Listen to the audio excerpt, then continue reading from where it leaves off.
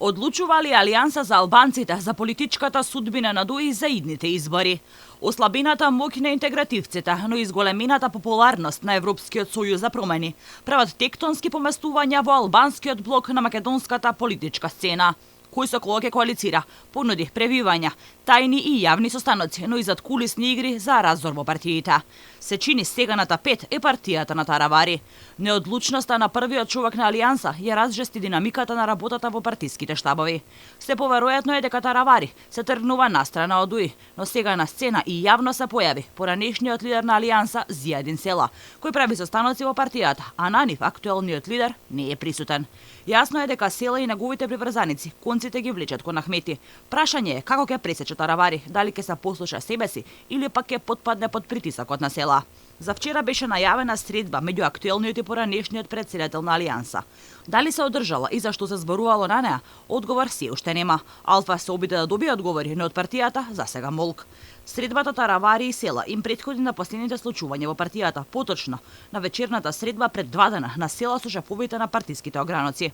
Гласините се дека ова било обид за да се покаже дека претседателите на ограноците на фотографијата се на страната на Зијадин Села.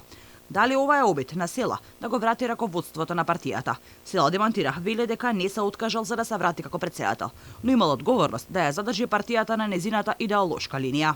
Претходно Села изјави и дека не знел и не бил информиран за средбата на Таравари, Меджити, Гаши и Касами со косовскиот премиер Курти. На четворницата лидери на партиите, според соопштението на кабинетот на косовскиот премиер, им било предложено кандидатот за претседател на Македонија да биде од редовите на албанската заедница, кој ќе го оделотвори со животот меѓу етничките групи и ќе го гарантира европскиот пат на Македонија.